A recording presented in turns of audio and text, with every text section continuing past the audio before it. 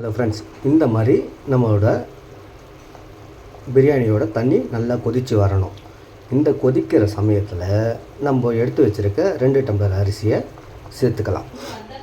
அரிசியை சேர்த்த உடனே என்ன பண்ணுறீங்கன்னா, நல்லா மெதுவாக பொறுமையாக அப்படியே, அவ்வளோதான், ரொம்பலாம் மிக்ஸ் பண்ண தேவையில்லை. இந்த அளவுக்கு மிக்ஸ் பண்ணிவிட்டு இப்போது இதில் நம்ம வச்சுருக்கிற லெமன் ஜூஸை பாதியை விடுங்க. பாதி அளவுக்கு லெமன் ஜூஸ் ஊற்றிட்டு ஒரு வாட்டி மிக்ஸ் பண்ணிவிட்டு, இந்த ஸ்டேஜில் காரம் உப்பு சரியாக இருக்கா அப்படின்னு ஒரு வாட்டி செக் பண்ணிக்கோங்க.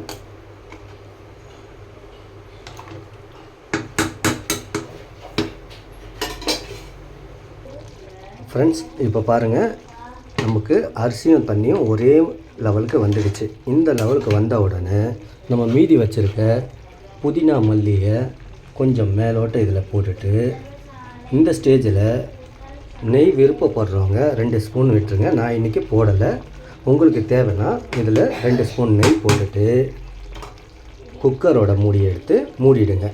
நம்ம இப்போ குக்கர்லேயே நல்ல தரமான பிரியாணி செய்யலாம். இப்போ குக்கர் மூடியை மூடிட்டு இந்த மாதிரி வெயிட் போட்டுட்டு ஃபுல் ஸ்லோவில், எந்த அளவுக்கு ஸ்லோவில் இருக்கணும்னா பாருங்கள், அடுப்பு எரியறதே தெரியக்கூடாது, அந்த அளவுக்கு ஸ்லோவாக எரிய வச்சுட்டு ஒரு 5 நிமிஷம், கரெக்டாக 5 நிமிஷம் டைம் கொடுங்க. 5 நிமிஷம் கழித்து, இது விசில்லாம் வரணும்னு அவசியமே இல்லை, கரெக்டாக 5 நிமிஷம் ஆனதுக்கப்புறமா அடுப்பை அணைச்சிட்டு ஒரு 20 நிமிஷம் அதை ரெஸ்ட்டில் விட்டுருங்க. ஓப்பனே பண்ணாதீங்க. அந்த 20 நிமிஷம் கழித்து என்ன ஆகுதுன்றதை நம்ம பார்க்கலாம். ஃப்ரெண்ட்ஸ், இப்போது நம்ம 5 நிமிஷம் ஆகிடுச்சு. இப்போ என்ன பண்ண போகிறோன்னா, நல்லா பார்த்துக்குங்க, அடுப்பு எரிஞ்சிட்ருக்குல்ல, இப்போது ஆஃப் பண்ணிடுறோம். ஆஃப் பண்ணிவிட்டு இந்த குக்கரை 20 நிமிஷம் எந்த ஒரு தொந்தரவும் இல்லாமல் அப்படியே விட்டுடணும்.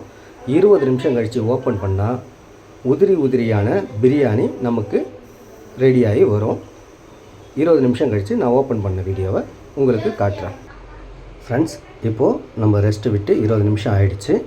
எப்படி இருக்குன்னு ஓப்பன் பண்ணி பார்க்கலாம்.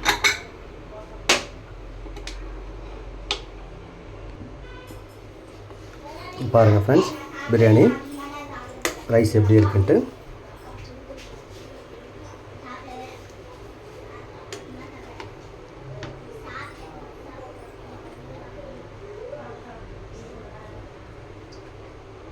பார்த்தீங்களா, உதிரியான சிக்கன் பிரியாணி ரெடி ஆகிடுச்சு. இந்த மாதிரி நீங்களும் குக்கரில் வீட்டில் ஈஸியாக பிரியாணி செய்கிறது எப்படின்னு பார்த்துக்குங்க. எல்லா சண்டே சீக்கிரம் வாங்க, பிரியாணி சாப்பிடலாம்.